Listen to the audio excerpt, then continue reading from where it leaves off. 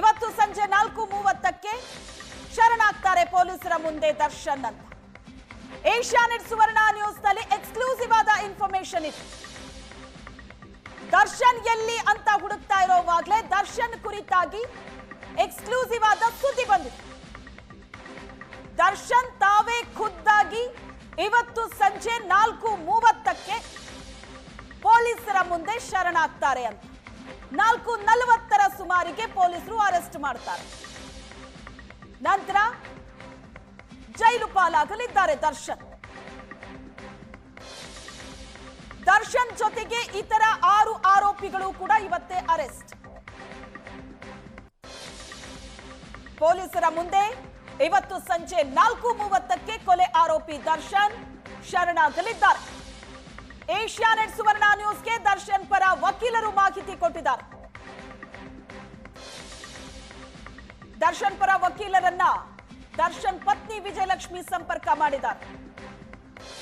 Supreme ಕೋರ್ಟ್ನ ಆದೇಶ ಹೊರಬೀಳ್ತಾ ಇದ್ದಂತೆ ಹುಡುಕಾಟ ಶುರುವಾಗುತ್ತೆ ಅನ್ನೋದು ಆರೋಪಿಗಳಿಗೂ ಕೂಡ ಗೊತ್ತಿದೆ. ತಪ್ಪಿಸಿಕೊಳ್ಳೋದಕ್ಕೆ ಬೇರೆ ದಾರಿ ಇಲ್ಲ. ಒಂದು ವೇಳೆ ಶರಣಾಗೋದಕ್ಕೆ ಸಮಯ ಬೇಕು ಅಂದ್ರೂ ಕೂಡ ಅದನ್ನ ಸುಪ್ರೀಂ ಕೋರ್ಟ್ನ ಮುಂದೆ ಕೇಳಬೇಕಾಗಿತ್ತು.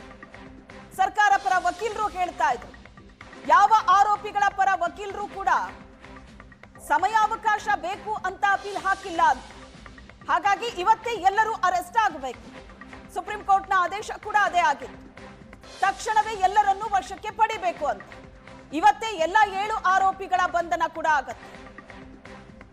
ಪ್ರತಿಯೊಬ್ಬರು ಎಲ್ಲಿದ್ದಾರೆ ಏನು ಅನ್ನೋದರ ಬಗ್ಗೆ ಪೊಲೀಸರು ಮಾಹಿತಿ ಕಲೆ ಹಾಕ್ತಾ ಇದ್ರು. ಈಗ ದರ್ಶನ್ ಬಗ್ಗೆ ಬರ್ತಾ ಇರುವಂತ ಎಕ್ಸ್ಕ್ಲೂಸಿವ್ ಆದ ಇನ್ಫಾರ್ಮೇಶನ್, ಇವತ್ತು ಸಂಜೆ 4:30ಕ್ಕೆ ಸರೆಂಡರ್ ಆಗ್ತಾರೆ. ಈ ಬಗ್ಗೆ ಹೆಚ್ಚಿನ ಡೀಟೇಲ್ಸ್ ಕೊಡ್ತಾರೆ ನಮ್ಮ ಪ್ರತಿನಿಧಿ ರಮೇಶ್ ಇದ್ದಾರೆ ಸಂಪರ್ಕದಲ್ಲಿ. ರಮೇಶ್, ದರ್ಶನ್ ಎಲ್ಲಿ ಅಂತ ಹುಡುಕ್ತಾ ಇರೋವಾಗಲೇ ದರ್ಶನ್ ಕುರಿತಾಗಿ ಎಕ್ಸ್ಕ್ಲೂಸಿವ್ ಆದಂತ ಸುದ್ದಿ ನೋಡಿದ್ವಿ ಏಷ್ಯಾನೆಟ್ ಸುವರ್ಣ ನ್ಯೂಸ್ ನಲ್ಲಿ. ಹಾಗಾದ್ರೆ ದರ್ಶನ್ ಖುದ್ದಾಗಿ 4:30ಕ್ಕೆ ಸರೆಂಡರ್ ಆಗ್ತಿದ್ದಾರೆ. ನನಗೆ ಸಿಗ್ತಾ ಮಾಹಿತಿಯ ಪ್ರಕಾರ ಸುಪ್ರೀಂ ಕೋರ್ಟ್ನ ಆದೇಶದ ನಂತರ ಈಗ ಯಾವಾಗ ಪೊಲೀಸರ ಮಧ್ಯೆ ಬರಬೇಕು ಅನ್ನುವಂಥ ನಿಟ್ಟಿನಲ್ಲಿ ಚರ್ಚೆಗಳಾಗ್ತಾ ಇದೆ ಅನ್ನುವಂಥದ್ದು ಮಾಹಿತಿಗಳು ಆಗ್ತಿರುವಂತದ್ದು. ಅವರ ವಕೀಲರ ಜೊತೆ ಮಾತುಕತೆಯನ್ನು ನಡೆಸ್ತಾ ಇದ್ದಾರೆ.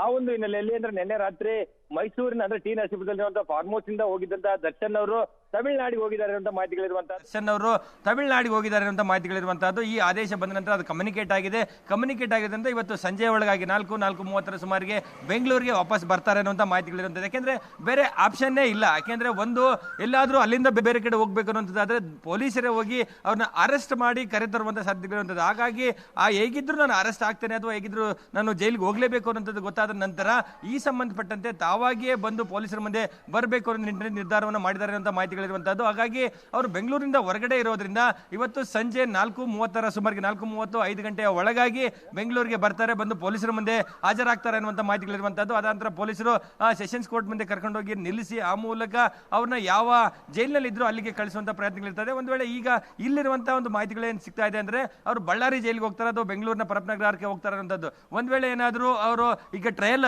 ಆದಷ್ಟು ಬೇಗ ಶುರು ಮಾಡಬೇಕು ಅನ್ನುವಂಥ ನಿಟ್ಟಿನಲ್ಲಿ ಬಳ್ಳಾರಿಗೆ ಹೋದ್ರೆ ಪ್ರತಿ ಟ್ರಯಲ್ ಸಂದರ್ಭದಲ್ಲಿ ಕೂಡ ಅಂದ್ರೆ 2 ದಿನಕ್ಕೆ 3 ದಿನಕ್ಕೆ ವಾರಕ್ಕೊಮ್ಮೆ ಏನಾದ್ರು ಟ್ರಯಲ್ ಶುರು ಅದರಿಂದ ಅಂದ್ರೆ ಅಲ್ಲಿ ಕರ್ಕೊಂಡು ಹೋಗೋದು ಸಮಸ್ಯೆ ಆಗುತ್ತೆ. ಹೀಗಾಗಿ ಬೆಂಗಳೂರಿನಲ್ಲೇ ಅವ್ರನ್ನ ಇಡಿ ಅಂತ ಹೇಳಿ ಅವರ ಪರ ವಕೀಲರುಗಳು ಕೇಳುವಂತ ಸಾಧ್ಯತೆಗಳು ಕೂಡ ಇರುವಂತದ್ದು. ಹಾಗಾಗಿ ಈಗ ದರ್ಶನ್ಗೆ ಬೇರೆ ಆಪ್ಷನ್ನೇ ಇಲ್ಲ.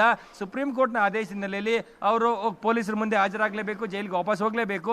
ಆ ನಿಟ್ಟಿನಲ್ಲಿ ಆದಷ್ಟು ಬೇಗ ಬೆಂಗಳೂರಿಗೆ ಬರುವಂತ ನಿಟ್ಟಿನಲ್ಲಿ ಎಲ್ಲ ರೀತಿಯಾದಂತಹ ಒಂದಷ್ಟು ಏನು ಪ್ಲಾನ್ ಅನ್ನು ಮಾಡ್ಕೊಳ್ತಿದ್ದಾರೆ. ವಾಪಸ್ ಬರ್ತಾ ಇದ್ದಾರೆ. ಅಲ್ಲಿಂದ ಅವ್ರು ಯಾವ ಜಾಗದಲ್ಲಿ ಇದ್ರು ಅಲ್ಲಿಂದ ಈಗಾಗಲೇ ಹೊರಟಿದ್ದಾರೆ ಅನ್ನುವಂತ ಒಂದಷ್ಟು ಮಾಹಿತಿಗಳು ಲಭ್ಯ ಆಗ್ತಾ ಇರುವಂತದ್ದು. ಹಾಗಾಗಿ ಇವತ್ತು ಸಂಜೆಯ ಒಳಗಾಗಿ ಅಥವಾ ಇವತ್ತು ರಾತ್ರಿ ಯಾವುದೇ ಅನುಮಾನ ಇಲ್ಲ, ದರ್ಶನ್ ಜೈಲಿನಲ್ಲೇ ಕಳಿಬೇಕಾದಂತ ಅನಿವಾರ್ಯತೆ ಇರುವಂತಹದ್ದು. ಶ್ವೇತಾ,